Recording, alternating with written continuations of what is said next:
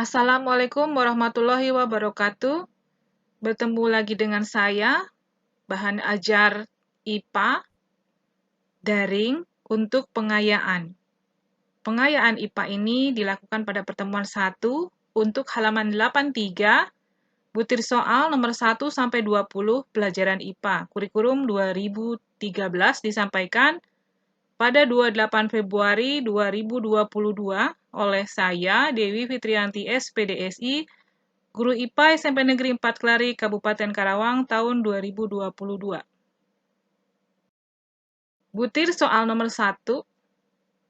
Perhatikan gambar, di sini ada 2 tabung dengan skala menunjukkan untuk yang tabung A itu 90 ml, yang B menunjukkan 140 ml setelah diisi dengan batu. Dari hasil pengukuran batu tersebut, terlihat bahwa besarnya volume adalah, saya beri nama tabung A dan ada tabung B. Volume tabung A sebesar 90 ml. Volume tabung B 140 ml. Untuk menghitung volume batu tersebut, menggunakan rumus volume batu sama dengan volume B dikurangi volume A. Jadi jawabannya adalah volume batu sama dengan 140 dikurangi 90 sama dengan 50 ml. Jadi jawabannya adalah yang B. Butir soal nomor 2. Perhatikan tabel berikut. Ada kolom besaran fisika dengan simbol P, satuan Q, alat ukurnya R. Tabel-tabel tersebut berisikan besaran fisika, massa jenis, suhu, kelajuan, kuat arus, dengan satuan-satuan kilometer per jam, ampere, celcius, kilogram per meter kubik, alat ukur, termometer, hidrometer, voltmeter, dan speedometer. Pasangan besaran turunan satuan dalam sistem internasional dan alat ukur yang benar adalah pada poin yang D. Mengapa? Di sini ada saya beri gambaran. Massa jenis itu yang benar adalah satuannya kilogram per meter kubik dengan alat ukur hidrometer. Suhu, satuan dalam SI adalah Kelvin, alat ukurnya termometer. Kelajuan, satuannya adalah meter per second, alat ukurnya speedometer. Kuat arus, satuannya ampere, dan alat ukurnya amperemeter.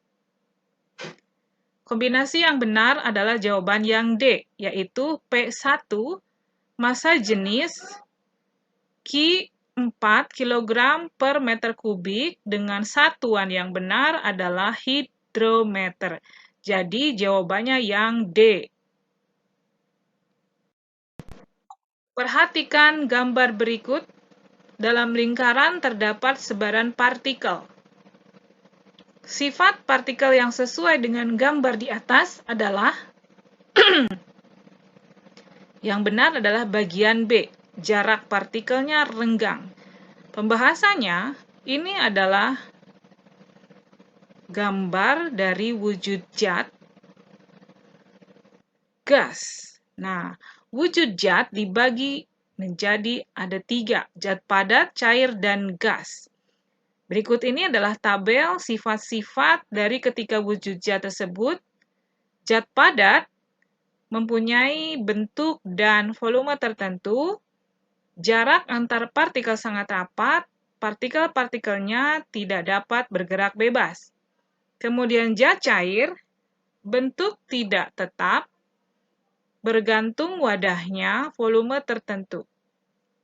Jarak antar partikel agak renggang. Partikel-partikelnya dapat bergerak bebas. Dan satu lagi, zat gas tidak mempunyai bentuk dan volume tertentu tergantung tempatnya. Jarak antar partikel sangat renggang. Partikel-partikelnya dapat bergerak sangat cepat. Dan di bawahnya ini ada gambar A, B, dan C, dan yang sudah jelas yang C itu adalah zat gas. Ini sesuai dengan soal pada nomor 3, jadi pilihannya adalah yang bagian B. Jarak partikel renggang. Butir soal nomor 4. Berikut ini beberapa perubahan sifat. Nomor 1, kertas dibakar. 2, es mencair. 3, lilin mencair. 4, kayu dibakar. 5, nasi membusuk. 6, air dipanaskan. Yang termasuk perubahan kimia zat adalah, nah, di sini ada pembahasan perubahan kimia dan fisika. Perubahan fisika adalah bentuk perubahan pada suatu benda yang hanya dapat dilihat dan diamati dari tampilan fisiknya saja atau penampilan luar. Jadi, perubahan fisika tidak mengubah komposisi kimianya dalam zat benda tersebut.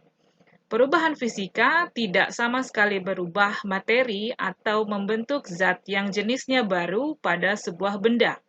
Sedangkan perubahan kimia adalah salah satu perubahan yang terjadi pada bentuk dan ukuran zat yang kemudian menghasilkan zat baru. Perubahan materi ini menghasilkan jenis dan sifat materi yang berbeda atau baru dari zat semula dan kemudian disebut juga dengan istilah reaksi kimia atau reaksi. Reaksi kimia ini menimbulkan substansi atau komposisi penyusun zat yang berubah menjadi rumus kimia yang baru. Masih pembahasan soal nomor 4. Perbedaan antara perubahan fisika dan perubahan kimia. Untuk perubahan fisika, perubahannya tidak menghasilkan zat baru. Zatnya dapat kembali seperti sebelumnya. Umumnya, perubahan terjadi pada wujud, warna, bentuk, dan ukuran. Penyebab perubahannya disebabkan oleh gaya dan suhu. Perubahan kimia, perubahannya menghasilkan zat baru. Zat baru tidak dapat kembali seperti sebelumnya. Umumnya, perubahan terjadi pada zatnya. Penyebab perubahannya disebabkan oleh reaksi kimia. Jadi, kita kembali kepada soal nomor 4.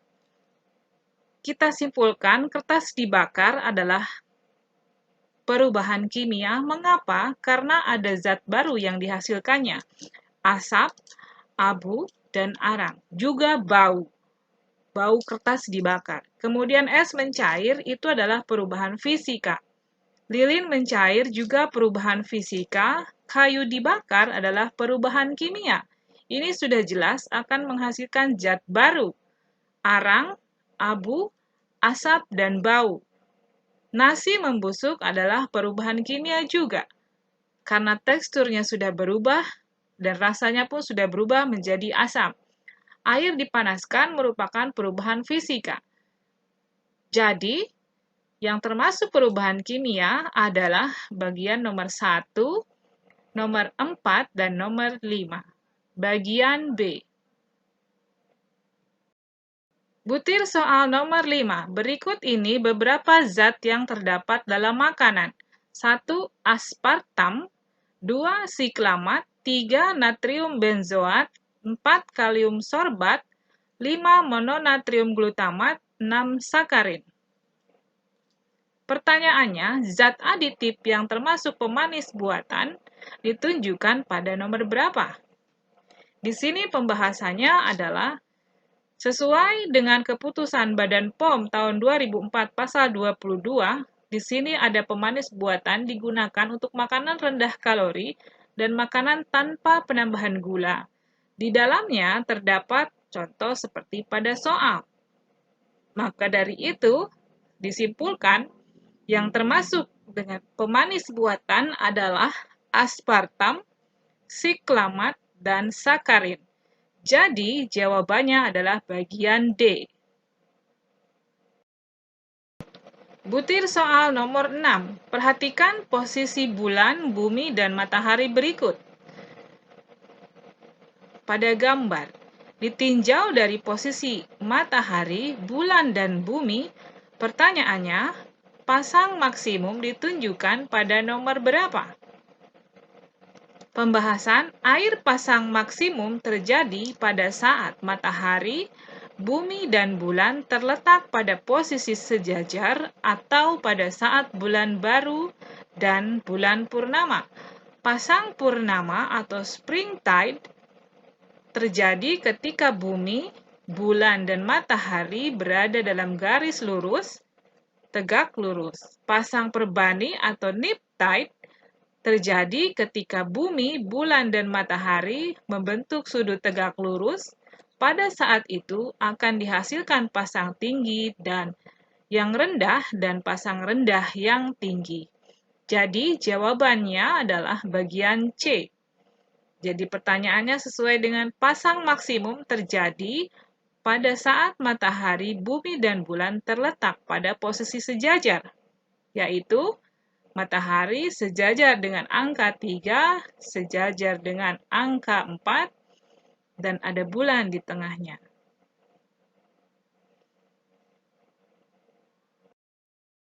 Butir soal nomor 7. Berikut ini dampak negatif dari terjadinya pencemaran air. Jawabannya sudah jelas pada bagian A, ketersediaan air bersih berkurang. Mengapa? Di sini ada penjelasannya. Pencemaran air pada tanah dapat diukur melalui facial coliform telah terjadi dalam skala yang luas. Hal ini dibuktikan oleh survei sumur dangkal di Jakarta. Banyak penelitian yang mengindikasikan pencemaran tersebut. Dampaknya terjadi pada kesehatan antara lain. Jadi, ada air sebagai media itu untuk media hidup mikroba patogen. Air menjadi sarang-sarang dari penyebaran penyakit. Jumlah air yang tersedia tidak cukup, sehingga manusia yang bersangkutan tidak dapat membersihkan diri, dan air sebagai media hidup vektor penyakit. Jadi, inilah akibat atau dampak pencemaran air.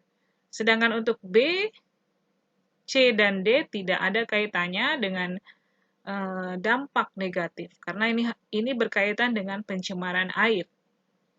Jadi jawabannya adalah yang A.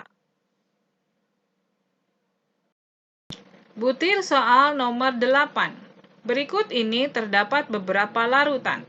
1. Larutan kapur, larutan kopi, larutan gula, larutan garam. Larutan yang termasuk campuran homogen adalah pada nomor berapa? Pembahasannya, campuran homogen adalah campuran antara dua zat atau lebih yang partikel-partikel penyusunnya tidak dapat dibedakan lagi. Campuran homogen juga dapat disebut dengan larutan. Contoh larutan homogen adalah campuran antara air dan sirup menjadi larutan sirup. Campuran air dan garam menjadi larutan garam. Jadi, campuran homogen ini tidak dapat dipisahkan lagi. Jadi, tidak ada pembeda antara larutan satu dengan larutan yang lain. Homogen sifatnya. Jadi, jawaban untuk butir soal nomor 8 adalah bagian 3 dan nomor 4, yaitu larutan gula dan garam. Mengapa nomor 1 dan 2 tidak termasuk dalam campuran homogen? Ketika larutan kapur dan larutan kopi kita diamkan selama 1 malam atau beberapa jam, akan menghasilkan endapan. Nah, endapan inilah yang menyebabkan dia terpisah antara larutan dan endapannya. Itu disebut dengan campuran heterogen. Butir soal nomor 9. Berikut ini hasil percobaan yang dilakukan pada beberapa larutan. 1. Larutan pertama diuji oleh lakmus merah menghasilkan warna biru, dan pada lakmus biru menghasilkan warna biru. Larutan 2, lakmus merah menghasilkan warna merah, lakmus biru menghasilkan warna merah. Larutan 3, lakmus merah menghasilkan warna merah, lakmus biru menghasilkan warna biru. Kemudian larutan 4, lakmus biru menghasilkan warna merah, lakmus merah menghasilkan warna biru. Pertanyaannya, larutan yang mengandung asam ditunjukkan pada nomor berapa? Pembahasannya, ciri-ciri larutan asam adalah Mengubah kertas lakmus biru menjadi merah. Dapat menimbulkan korosif atau dapat memicu karat. Rasanya asam dan enggak boleh dirasakan kecuali pada makanan. Jadi, jawaban yang sesuai dengan ciri-ciri larutan asam adalah bagian nomor 2. Mengapa? Karena larutan nomor 2 ini apabila diuji dengan lakmus merah akan menghasilkan warna merah tetap ya. Dan ketika diuji dengan menggunakan lakmus biru akan menghasilkan warna merah. Jadi jawabannya yang nomor B. Soal nomor 10. Perhatikan grafik di bawah ini. Ada 4 grafik. Nomor 1 dan nomor 2 pada sumbu X itu menunjukkan waktu atau T. Untuk sumbu Y pada nomor 1 dan 2 itu menunjukkan kecepatan. Nomor 1 grafiknya adalah garis diagonal dari titik 0. Dan nomor 2 grafiknya sejajar dengan sumbu X. Nomor 3 dan 4 pada sumbu X menunjukkan waktu, pada sumbu Y menunjukkan jarak. Dan grafik nomor 3 menunjukkan diagonal, garis diagonal dari titik 0, dan yang nomor 4 grafiknya sejajar dengan sumbu X. Grafik yang menunjukkan bahwa benda melakukan gerak lurus berubah beraturan adalah pada nomor A. Pembahasannya sudah jelas. Di sini saya memberikan gambar grafik GLB dan grafik GLBB.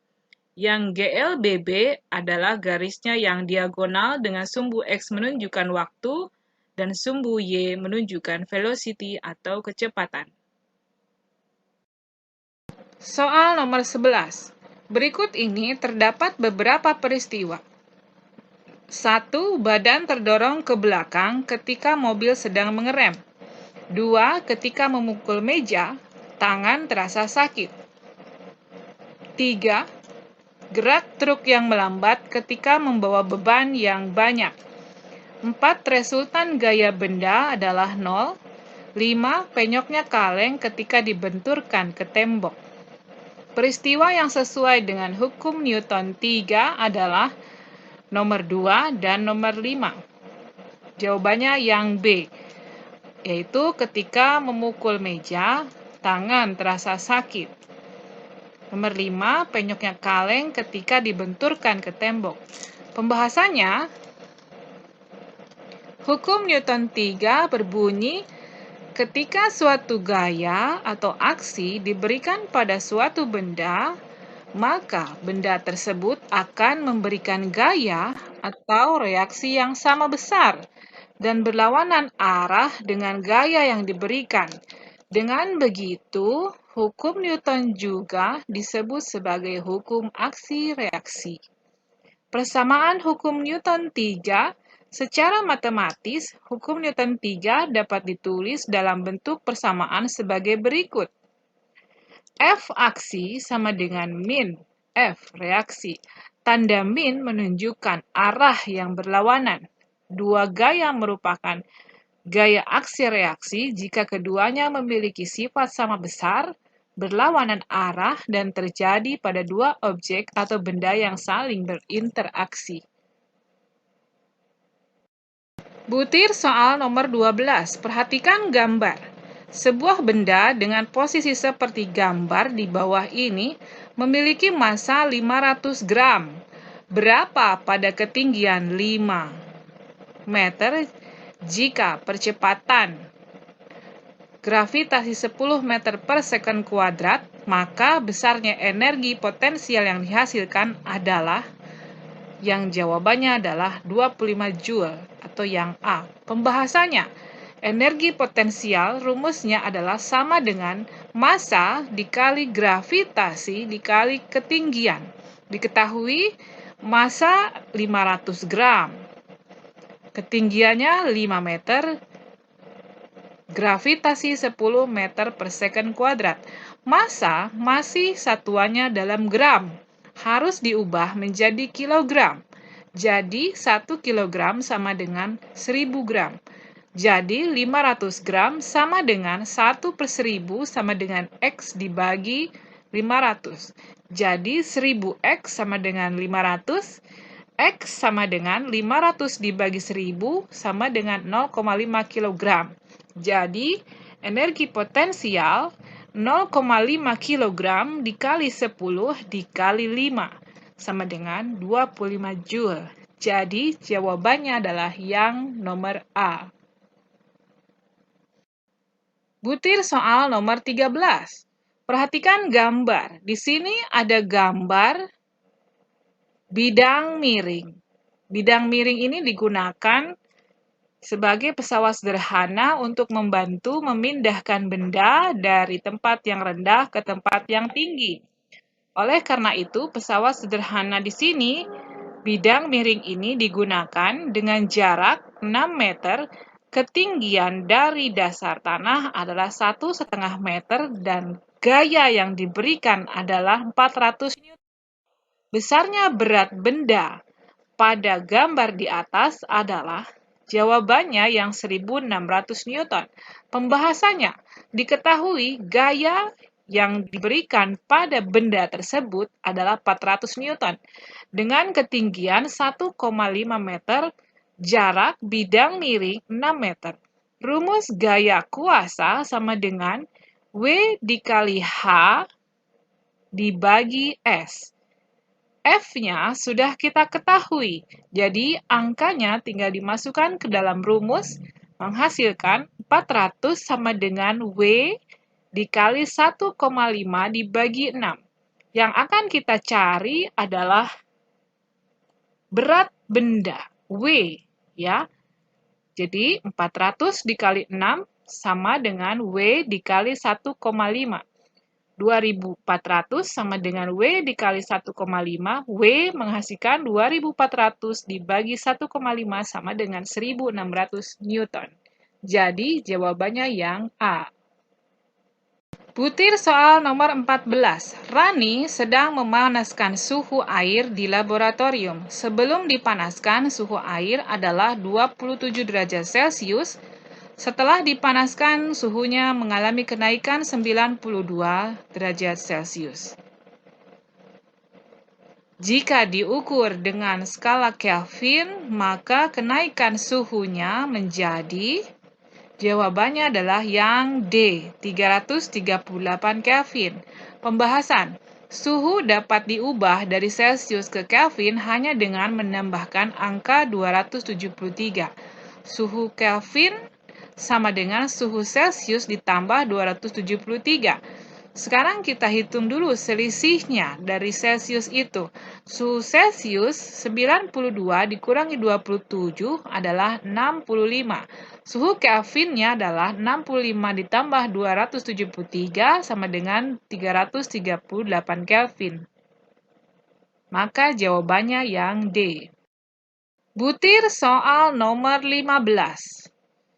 Di sini saya ralat ya, karena kalau tidak diralat tidak ada jawabannya. Oleh karena itu, saya ralat sedikit, tapi saya ini bisa menjelaskan apabila soal yang sama seperti ini ditemukan pada ujian, langkah-langkahnya adalah seperti ini. Perhatikan grafik berikut. Di sini ada perubahan dari titik A, B, C, dan D. Titik A dimulai dari negatif 5 suhunya, ya. Suhunya negatif 5, berarti di bawah 0. Dia wujudnya es. Kemudian mulai mencair di titik 0, itu sudah berubah di titik B dan C. Itu di titik 0. Kemudian ketika air mulai menaik suhunya, dimulai dari C ke D, hingga suhunya 60 derajat Celcius. Nah, sebuah es bermasa 250 gram. Dipanaskan dengan sesuai gambar di atas, jika kalor jenis es sama dengan 2100 Joule per kilogram derajat Celcius, kalor jenis air 4200 Joule per kilogram derajat Celcius, dan kalor lebur sebesar 300 36.000 Joule per kilogram. Berapakah besarnya kalor yang dihasilkan dari proses A ke D? Jawabannya adalah 149.625 Joule. Pembahasannya diketahui seperti biasa, kalian menulis dulu apa yang diketahui. Diketahui massa S di sini tertulis 250 gram. Kita ubah dulu menjadi kilogram, menghasilkan 0,25 kilogram. Kalor jenis S, di sini simbolnya adalah C. S sama dengan 2100 Joule per kilogram derajat Celcius. Kalor lebur S sama dengan 336.000 Joule per kilogram. Kemudian kalor jenis air, C air sama dengan 4.200 Joule per kilogram derajat Celcius. Kalau di soal yang ada di buku kalian, itu ditanyakan kalor dari B ke D. Tapi saya ubah dulu, ya. Saya ubah dulu. Nah, dari kalor dari A ke titik D, itu ada 3 proses.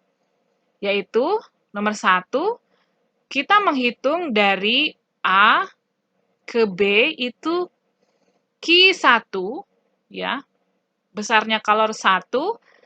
Yang nomor 2, dari B ke C, itu besarnya kalor 2 atau Q2. Kemudian, yang 3, dari C ke D, itu kalor 3. Nah, kalor dari A ke D, rumusnya untuk yang dasar adalah Q sama dengan MC delta T. Massa dikali kalor jenis dikali perubahan suhu. Nah, karena soalnya sudah saya ubah, yaitu kalor A dari A ke titik D. Jadi sama dengan Q1 ditambah Q2 tambah Q3. Penyelesaian untuk soal nomor 15 setelah kita mengetahui rumusnya tadi, QAD sama dengan Q1 ditambah Q2 ditambah Q3. Nah, kita perhatikan dulu pada titik A ke B itu posisinya ada di bawah titik 0. Berarti dia wujudnya S. Berarti untuk menghitung Q1, kita menggunakan rumus M dikali kalor jenis S dikali perubahan suhu yang di bawah titik 0 itu dari mulai negatif 5 ke titik 0. Nah, Q2 karena dia posisinya berada di titik 0, yang B dan C berarti kita menggunakan rumus M dikali kalor lebur S. Jadi pada saat dia mulai melebur, ya, ditambah dengan kalor Q3, ya, dengan rumus M dikali kalor jenis air. Kenapa air? Karena dari C ke D itu wujudnya sudah berubah dan suhunya meningkat hingga 60 derajat Celcius. Nah, Q3 rumusnya M dikali C air dikali delta T. Jadi, QA ke titik D sama dengan dalam kurung buka Q1 itu 0,25 dikali 2100 dikali 0 min 5 berarti menghasilkan plus 5 ditambah untuk yang Q2 0,25 dikali 336.000 ditambah Q3 0,25 dikali 4.200 dikali 60 dikurangi 0. Selisih perubahan suhunya. Jadi, QA ke D adalah 2.625 ditambah 84.000 ditambah 63.000. Jadi, hasilnya adalah 149.625.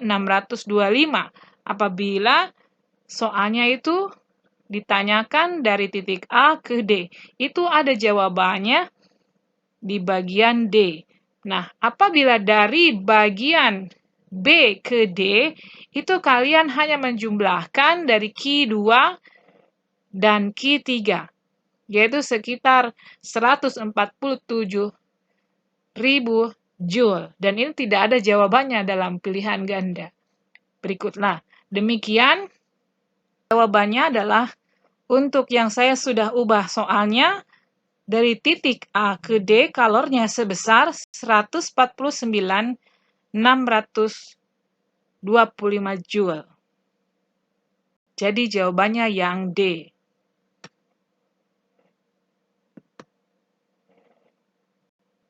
Butir soal 16. Perhatikan gambar di samping. Berdasarkan gambar di samping, terlihat benda berada pada posisi melayang. Pernyataan yang benar berdasarkan gambar di atas adalah A. Massa jenis benda lebih kecil daripada massa jenis zat cair. B. Massa jenis benda lebih besar dari massa jenis zat cair. C. Massa jenis benda sama dengan massa jenis zat cair. D. Massa jenis dan massa jenis zat cair bernilai 0. Jawabannya adalah yang C. Mengapa? Pada gambar di sini, gaya pembahasannya benda melayang di dalam zat cair apabila posisi benda berada di bawah permukaan zat cair dan dari atas dasar tempat zat cair itu berada. Keadaan ini terjadi saat massa jenis zat cair sama dengan massa jenis benda. Butir soal nomor 17. Permukaan bulan yang menghadap ke bumi selalu tetap. Hal ini disebabkan pada jawaban nomor C. Kala rotasi bulan sama dengan kala revolusinya. Pembahasannya, permukaan bulan yang menghadap ke bumi selalu tetap dikarenakan kala rotasi bulan sama dengan kala revolusinya. Artinya, sekali berotasi, maka sekali pula bulan berevolusi terhadap bumi. Butir soal nomor 18. Perhatikan gambar. Di sini ada satu gunung dan ada satu lembah. Gunungnya ada 1,5, ya. Jadi, besarnya amplitudo, frekuensi, dan periode yang dihasilkan gelombang tersebut adalah jawabannya yang A. Kalau kalian melihat gambarnya yang jelas di buku, pasti jelas sekali. Ya, pembahasannya, amplitudo ditunjukkan pada ketinggian gelombang, yaitu pada ketinggian untuk sumbu Y pada 20 cm. Itu sudah jelas ya, ketinggiannya. Kemudian frekuensi dihitung dari rumus N jumlah frekuensi dibagi T waktu, ya, sama dengan 1,25 gelombang, ya, dibagi 2,5 second, sama dengan 0,5 Hz. Periode dihitung dari rumus T dibagi N, sama dengan 2,5 second dibagi 1,25 gelombang, sama dengan 2 second. Jadi, jawabannya yang A. Butir soal nomor 19. Perhatikan gambar. Ini adalah telepon mainan yang terbuat dari kaleng yang disambungkan dengan benang. Benda tersebut berguna sebagai telepon sederhana. Hal ini membuktikan bahwa jawabannya yang B, yaitu bunyi merambat melalui benang. Mengapa? Pembahasannya adalah perambatan bunyi bisa melalui 3 medium, yaitu zat padat, zat cair, dan zat gas. Medium yang paling baik untuk merambatkan bunyi adalah zat padat. Hal itu dibuktikan pada telepon mainan sederhana di mana bunyi merambat melalui benang yang menghubungkan kedua kaleng tersebut. Butir soal nomor 20. Diketahui tinggi bayangan maya yang dibentuk oleh lensa cekung setengah kali tinggi bendanya. Dalam kegiatan tersebut, benda diletakkan pada jarak 10 cm di depan lensa cekung, ya. Berapa titik api? Jarak titik api utama lensa tersebut? Jawabannya adalah negatif 5. Dari mana? Diketahui tinggi bayangan atau HI sama dengan 0,5 HO. Kemudian SO, jarak awal adalah 10 cm. Ditanyakan F. Ditanyakan adalah jarak titik api utama lensa tersebut. Dimulai dengan rumus M sama dengan HI dibagi H0. M, kita lihat di sana, 0,5 HI per H0 sama dengan 0,5. Jadi M sama dengan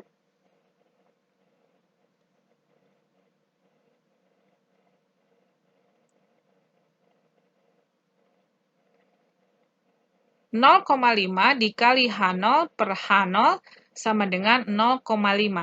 M sama dengan jarak bayangan dibagi jarak awal. Sehingga jarak bayangan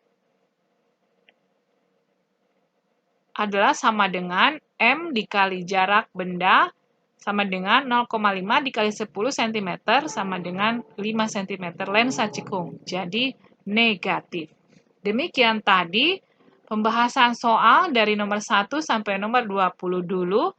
Dilanjutkan nanti apabila ada pertemuan pengayaan yang kedua. Terima kasih atas perhatiannya. Wassalamualaikum warahmatullahi wabarakatuh. Terima kasih.